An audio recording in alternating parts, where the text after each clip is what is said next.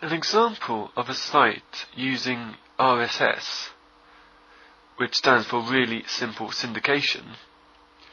Well, this site is using RSS to automatically include finance headlines, as you can see. This site's actually UK specific, so the headlines are UK specific headlines. And the owners of the site don't make these changes every day or even every week. It's done automatically. And in this case, as you can see, there's a few finance headlines. If we click on this one,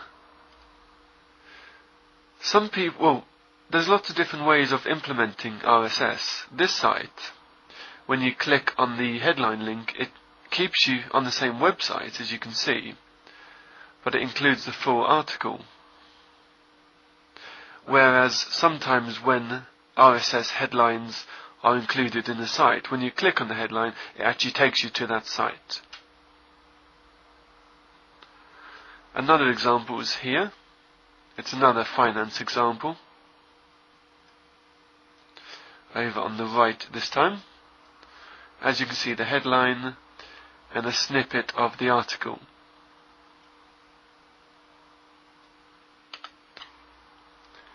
And if we click here, it remains on the website, and we see the whole article here. So this can all be done automatically by using RSS feeds and some scripting.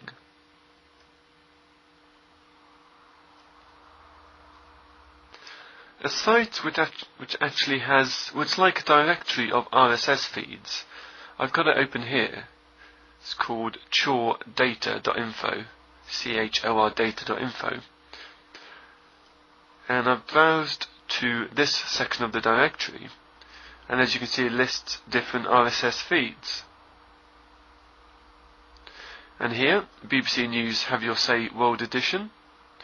Description is updated every minute of every day, but this one's actually for personal use only.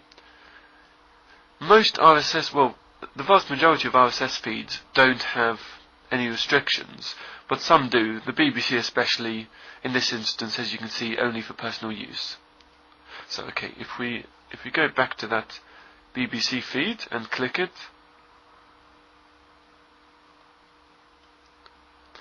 you can see how it would look if you add it to your site. Headline and a small description of the headline.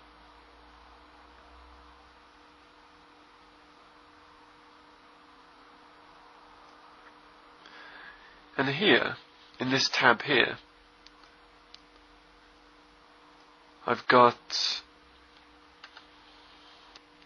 a page open at Yahoo that lists a number, if not all, of their news feeds via RSS. As you can see, news.yahoo.com/RSS. And it has a description and then lists a number of their feeds.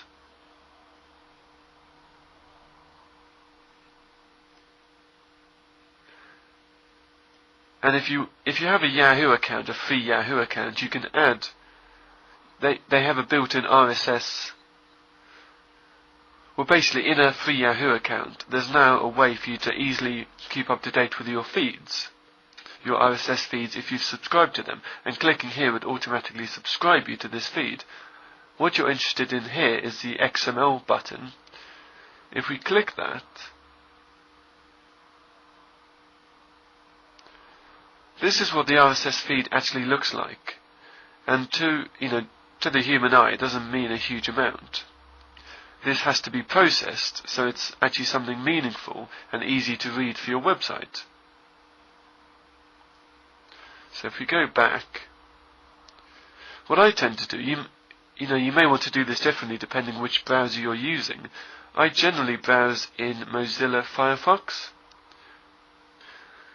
And what I do, if I'm interested in making use of an RSS feed, is just hold the mouse over the button, right click, choose copy link location. So now, this RSS feed path is copied into memory, which is then useful for adding it to my website or whatever. And just to prove this, if I go to the address bar, right click, paste, there's the path. So if I press enter, you can see there's the RSS feed, but again, viewing it in a browser isn't exactly very, well, there's not much point, because it doesn't display very neatly. And just before I round up this video, one other site, well, basically when browsing the web, if you're interested in an RSS feed, just look out for, the letters RSS or the XML button, because a huge amount of sites are publishing their content now as RSS. And another very popular site is Topics. It's topics.net. This is a very comprehensive news site, and they have some RSS feeds here as well, as you can see.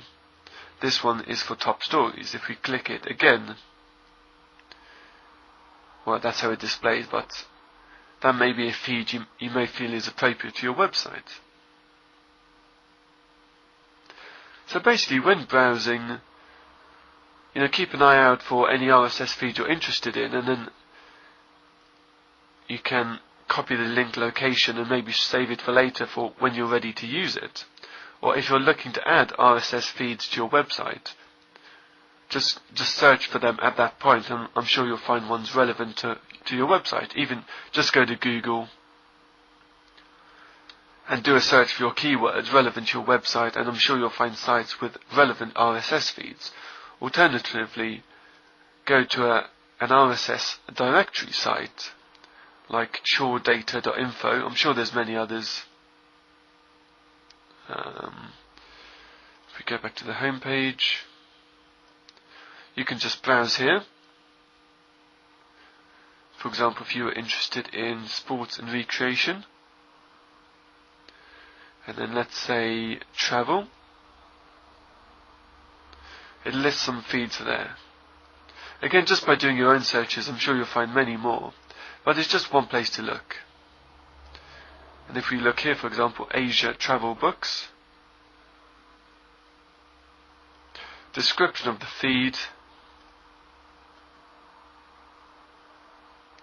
and that's the sort of information, headlines and content you would get. And of course this is slightly off subject, but if you're interested in publishing your own RSS feed to help publicize and bring traffic to your site, this would be one of, I'm sure, many good places to list your feed.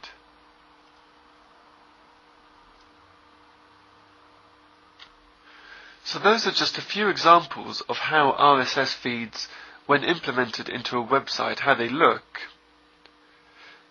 how you can use them for your own site, and you can choose different formats for your own site, and also where to find relevant feeds for the content of your website.